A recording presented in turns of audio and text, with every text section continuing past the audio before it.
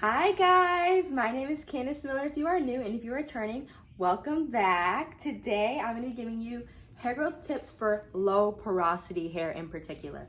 I have a lot of low porosity hair. So first off, what is low porosity? Low porosity means that the hair cuticles or the pores are tightly packed, and so it lets less water in. An upside is that it lets less water out. So once the moisture finally does get in, which can be a little bit harder, it lets it out way slower than higher porosity hair. To test your hair porosity, use the cup test. So you take a glass of water and you take a single strand, put your hair in the water. If it sinks, that means your hair is high porosity. If it floats and stays at the top, it means your hair is low porosity. Anything in between would be medium porosity. Now, what are some characteristics of low porosity hair? As I mentioned before, low porosity hair takes a while to let in moisture. So if you're in the shower and it takes a while for your hair to get completely wet and it kind of feels like your hair strands are repelling the water or just not soaking in the water, that might be a sign that you're low porosity. Also, if your hair takes a long time to air dry, if it takes 4 or 5 days to air dry fully, your hair might be low porosity.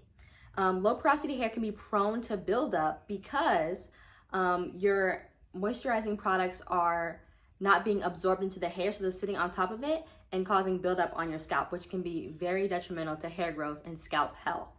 Okay, now that you know what it is, how to test for it, and some basic characteristics of low porosity hair, what are the hair growth tips? How are you going to apply these tips to lengthen your natural hair journey and get to waist length or mid back or whatever you are going for?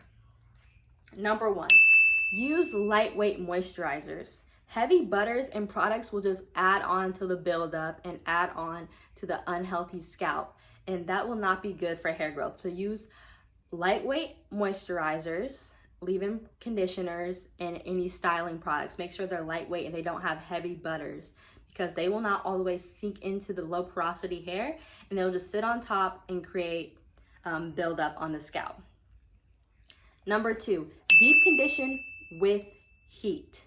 So once you put your deep conditioner in your hair, put a plastic cap over it and sit under a hooded dryer, or put a plastic cap under it and continue to shower and use the steam as a shower to heat the cap. The heat helps the deep conditioner penetrate deeply into the shaft of your hair and really help the deep conditioner moisturize your hair fully and not just kind of sit on top for a little while then get rinsed out. So make sure you're using heat when you deep condition. Number 3, try humectants. So what are humectants? Humectants are ingredients that pull moisture out of the air and attract it to your hair to make sure your hair is not dry and hydrate your hair, and you have to do nothing. Some natural humectants are honey and aloe vera. 4, seal in the moisture with a light oil. Once the moisture is finally made it inside your hair shaft and you did all that work using heat and whatever to get the moisture in, make sure you're sealing the moisture in with an oil. You don't want the moisture just evaporate away the next day. So seal the moisture in with an oil. 5, moisturize midweek. Since low porosity hair can be susceptible to dryness, you might want to refresh and moisturize middle of the week or in between wash days to make sure that your hair is healthy, hydrated, and flourishing to nourish for hair growth, okay? 6, clarify your scalp regularly to combat any buildup. Make sure to use a clarifying shampoo at least once or twice a month. 7, make sure you cover your hair at night with a bonnet, a silk pillowcase, a head wrap, whatever. After you work so hard to get the moisture into your hair strands, don't let the friction with the cotton at night take all that moisture away.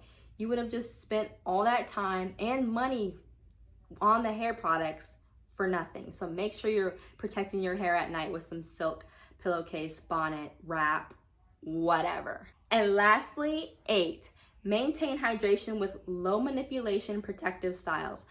I suggest mini twists because they help keep the hair moist for longer, whereas wearing your hair down like this, it's easier for your hair to dry out. So if you put it in mini twists or mini braids or even some braided protective styles, it helps retain the moisture for longer. All right, guys, those are my 8 tips for hair growth for low porosity hair. If you liked it, make sure to give it a like, and while you're in the comments down below, make sure to comment if you want me to tackle high porosity hair and give out some tips. Also, make sure to comment if you would like me to do a giveaway at 500 subscribers and what you would want me to give away.